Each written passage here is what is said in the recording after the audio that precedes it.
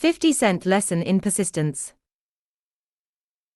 Shortly after Mr. Darby received his degree from the University of Hard Knocks, and had decided to profit by his experience in the gold mining business, he had the good fortune to be present on an occasion that proved to him that no does not necessarily mean no.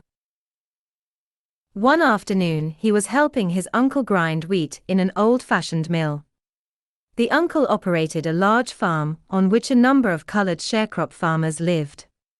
Quietly, the door was opened and a small colored child, the daughter of a tenant, walked in and took her place near the door. The uncle looked up, saw the child, and barked at her roughly, "What do you want?" Meekly, the child replied, "My mammy say send her 50 cents. "I'll not do it," the uncle retorted, "now you run on home."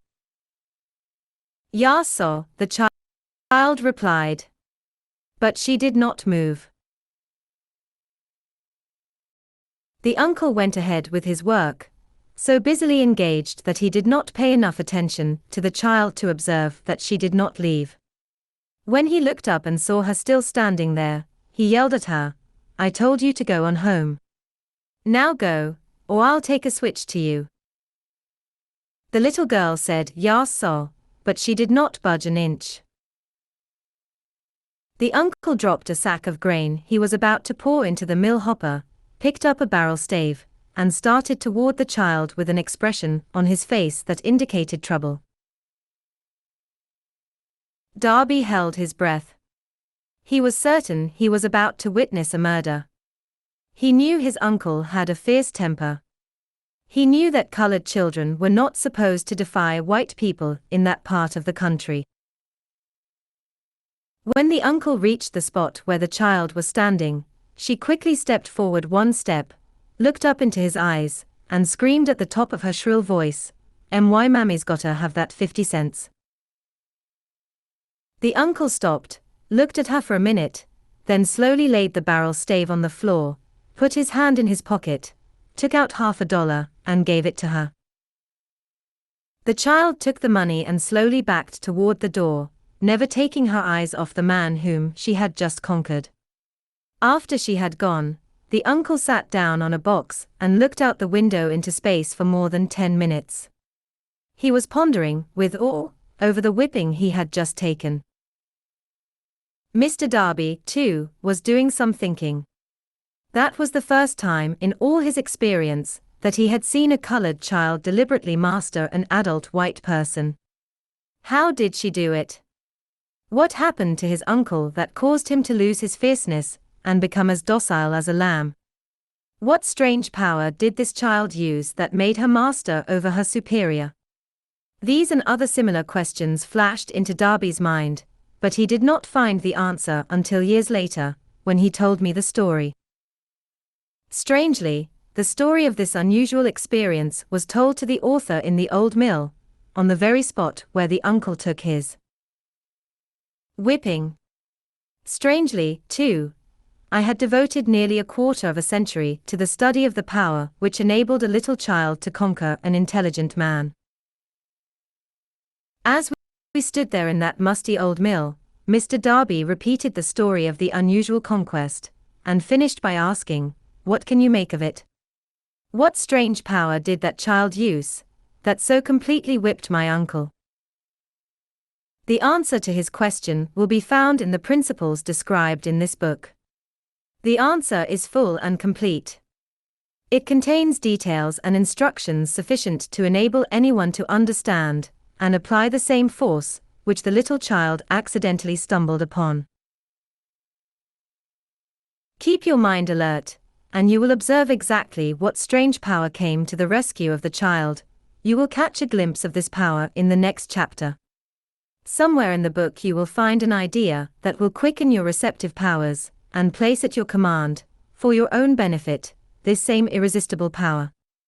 The awareness of this power may come to you in the first chapter, or it may flash into your mind in some subsequent chapter. It may come in the form of a single idea, or it may come in the nature of a plan or a purpose. Again, it may cause you to go back into your past experiences of failure or defeat, and bring to the surface some lesson by which you can regain all that you lost through defeat. After I had described to Mr. Darby the power unwittingly used by the little child, he quickly retraced his 30 years of experience as a life insurance salesman, and frankly acknowledged that his success in that field was due, in no small degree, to the lesson he had learned from the child. Mr. Darby pointed out, "Every time a prospect tried to bow me out, without buying, I saw that child standing there in the old mill, her big eyes glaring in defiance, and I said to myself, I've got to make this sale." The better portion of all sales I have made were made after people had said no. He recalled, too, his mistake in having stopped only 3 feet from gold, but, he said, that experience was a blessing in disguise. It taught me to keep on keeping on, no matter how hard the going may be, a lesson I needed to learn before I could succeed in anything. This story of Mr. Darby and his uncle, the colored child and the gold mine, doubtless will be read by hundreds of men who make their living by selling life insurance, and to all of these, the author wishes to offer the suggestion that Darby owes to these 2 experiences his ability to sell more than $1 million of life insurance every year. Life is strange, and often imponderable. Both the successes and the failures have their roots in simple experiences. Mr. Darby's experiences were commonplace and simple enough, yet they held the answer to his destiny in life, therefore they were as important to him as life itself. He profited by these 2 dramatic experiences, because he analyzed them and found the lesson they taught. But what of the man who has neither the time nor the inclination to study failure in search of knowledge that may lead to success? Where and how is he to learn the art of converting defeat into stepping stones to opportunity? In answer to these questions, this book was written. The answer called for a description of 13 principles, but remember, as you read, the answer you may be seeking to the questions which have caused you to ponder over the strangeness of life may be found in your own mind, through some idea, plan, or purpose which may spring into your mind as you read. One sound idea is all that one needs to achieve success. The principles described in this book contain the best and the most practical of all that is known concerning ways and means of creating useful ideas. Before we go any further in our approach to the description of these principles, we believe you are entitled to receive this important suggestion. When riches begin to come, they come so quickly, in such great abundance, that one wonders where they have been hiding during all those lean years. This is an astounding statement, and all the more so, when we take into consideration the popular belief that riches come only to those who work hard and long. When you begin to think and grow rich, you will observe that riches begin with a state of mind, with definiteness of purpose, with little or no hard work. You, and every other person, ought to be interested in knowing how to acquire that state of mind which will attract riches. I spent 25 years in research, analyzing more than 25,000 people, because I, too, wanted to know how wealthy men become that way. Without that research, this book could not have been written. Here take notice of a very significant truth, viz. The business depression started in 1929, and continued on to an all-time record of destruction, until sometime after President Roosevelt entered office. Then the depression began to fade into nothingness.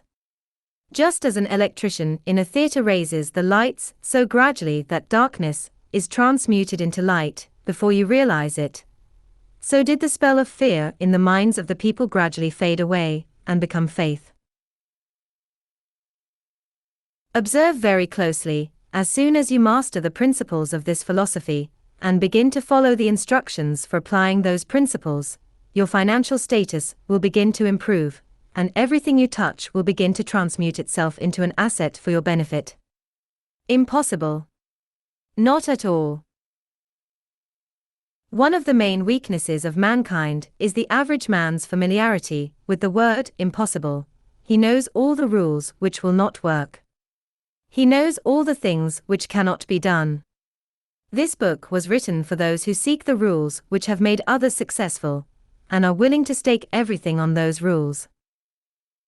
A great many years ago, I purchased a fine dictionary. The first thing I did with it was to turn to the word impossible, and neatly clip it out of the book. That would not be an unwise thing for you to do. Success comes to those who become success conscious. Failure comes to those who indifferently allow themselves to become failure conscious.